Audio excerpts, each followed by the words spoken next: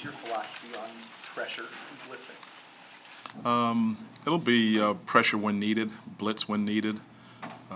Different situations if it helps to get the team off schedule, to get them in second down and longer, to put them in a situation advantageous for the defense to play those third down and longs. But when needed, some games it may be 10%, 20%. Other games may be higher if it dictates that that's how we need to win ball games. We talked when you were here last time about how you're getting another opportunity as a defensive coordinator and kind of what you learned in between. I think your average fan thinks of a DC as somebody who calls blitzes. Has your opinion of pressure changed kind of since last time?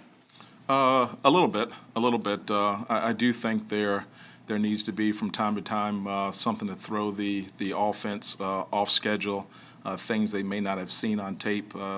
I think the coaches in this league do such a great job of scouting you, preparing for you, and when you make them play left-handed, that's always a good thing, something that they haven't seen.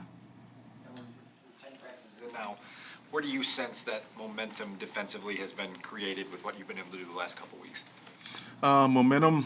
Created momentum. I think just the team working through tough practices. I listened to our guys and how they talked the other day, and I listened to them coming off the field. And when you have tough practices or difficult practices, I think the momentum is that guys work through it. Guys that don't normally get reps, they get more reps. And so I think that our team is gelling in, I would say, chemistry, even though some guys may not be practicing. To that end, when you're missing a guy like Roquan, the positive spin is, well, give somebody else an opportunity. How real is that? And when do you reach the point where it's like, hey, we need to have the better guy in there to make this defense work? Well, I think it's real. It's very real to get the other guys reps, because in this day and time, there have been times when, because of COVID, guys are out, and the next guy has to stand up, and you can't say, hey, we didn't play well because of that. That's not an excuse. You have to play well no matter who you have. The NFL is a tough league. It's a physical league. Guys are going to be down, and so the next guy has to be able to come in and not be the guy that he's replacing, but he's got to come in, and we still have to play winning football. We still have to execute, still have to know your assignment, and we're still looking to play well. But when does reality hit that, hey, we need the better guy in there, to make this defense work? No, I think I think that is reality. That whoever you have, you got to play with whoever you have, and that's reality in the NFL. If you spend your entire time thinking about what you don't have instead of what you do have and problem solving in terms of what you do have, you'll be behind the eight ball, and that's not what we're going to do. And we're not going to make excuses on reasons why we can't. We're going to find reasons why we can. With reps shared a little differently because Roquan's not there right now, it's a little hard to tell on the other side. Who are the top competitors in no particular order at the Sam linebacker spot? Matt Adams is still in there. Thomas, he's still doing a great job. Actually, he's turning the football over at a high rate. So when you can do that, that equals wins. So those two are the guys that are pushing for playing time and pushing to still get reps. And so really those two.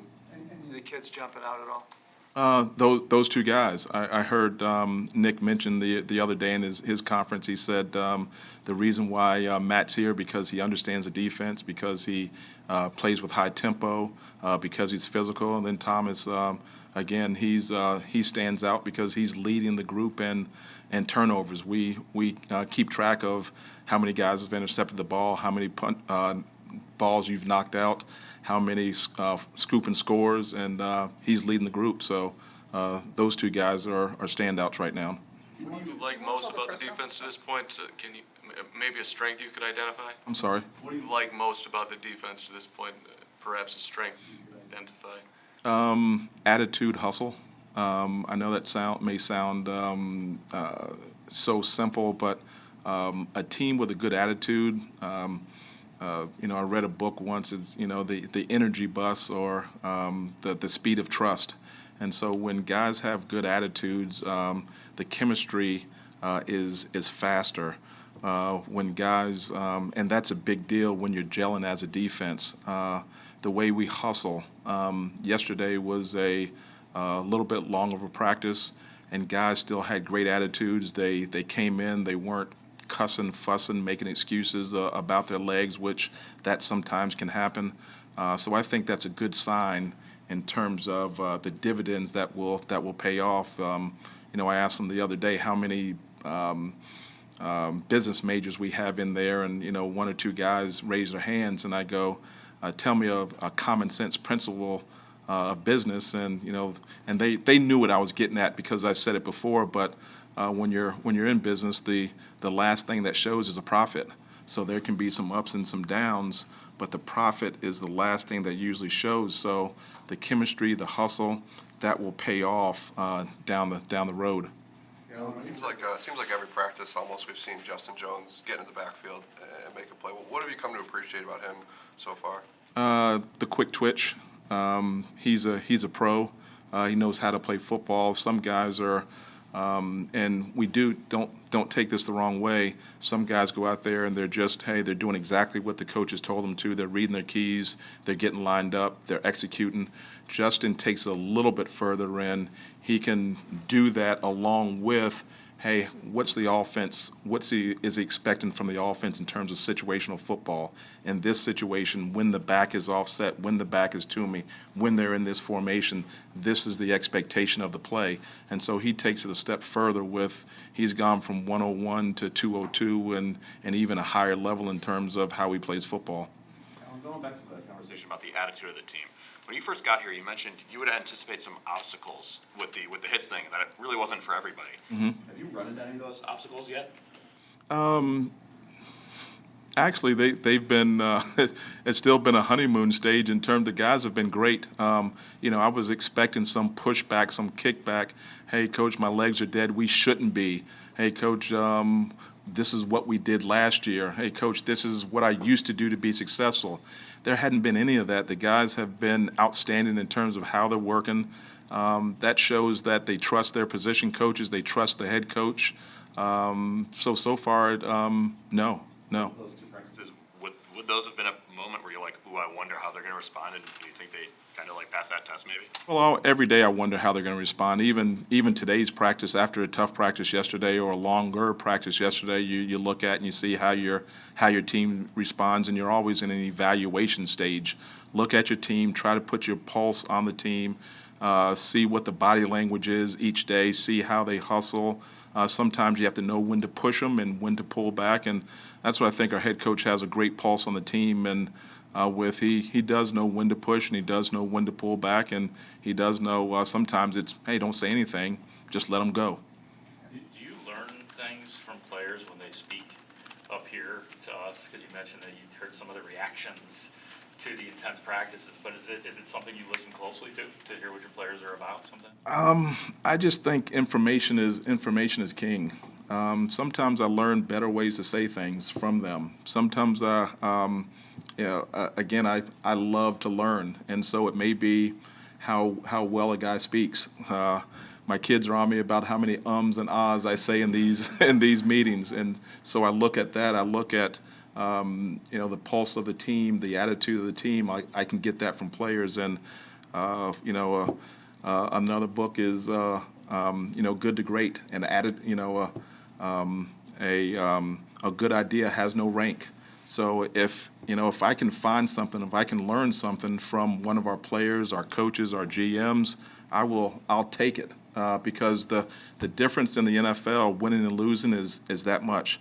So if I can improve myself that much each day from listening to them, from listening to the coach, from something, that means I'm coaching better and our guys get better and ultimately our team gets better. Now, with Kyler, what have you seen in his ability to handle stretches where he's not practicing? Yeah, he's not practicing, but he comes in each day and he's with his position coach and he's going over what he would be doing in practice. So that's been impressive. That it's not just, hey, I'm out, but he's attentive in the meetings. He's working at his craft in the morning. He's staying late watching tape. He comes in with questions. So that's not a typical rookie. Those are veteran habits. So I'm excited about that part of it. What's the challenge for you in trying to determine how much he can catch up and the rate at which he can catch up when he does miss an extended stretch? Wait and see and evaluate as he's out there. Try not to, and really with the entire team, try not to put in too much where maybe it looks sexy to the outside observer, but we're not executing. So we want to put it in, see if we're executing. If we're not, pull back, execute. Put some more in. Are we executing? Yes. Keep going. So we'll see once we get in there and evaluate how things are going. Maybe two more. You played without, Roquan, Gordon, Quinn at times. Who, in these absences, who stepped up? Who's caught your eye? Who's earned more consideration based on what they've done as a fill-in situation? Guys that are when the backers are out, what we do, we've put in a safety in terms of down at the backer spot, and we've played big nickel for lack of a better word. And DeAndre Houston Carson, DHC, he's done a good job. He's been available to assignment wise, and he's made some plays in there. So I'm happy with that. And then it seems like each day we've had a different nickel person in there from the corner position, and they're coming in there. And sometimes it's not, hey, are you making a play? Sometimes it's coming in there, are you just doing your job? Are you a cog in the defense? And are you not giving up big plays or not giving up plays that you shouldn't and being in the right place? So really, I'd say the corner position, not just one person, but the corner position, those guys coming in, Jay Jones coming in and playing in that spot when he's been outside. So those are two guys that have stood out. The last couple of years, you guys haven't blitzed very often, but you had some pretty good defensive linemen, too.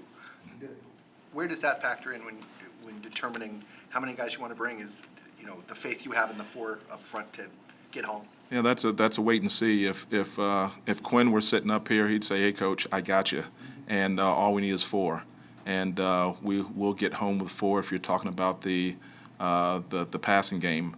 But there's some times when you need to blitz because you want to knock them back in the run game. So that's wait to be seen. We have to wait till we put pads on, going against an opponent, and see how stout we are, run game and pass game. So we'll talk the next time, and I'll let you know after the ball game and see if I have some answers for you. You can't blitz in preseason game, can you? Yeah, you can. Thanks, guys. Thank you.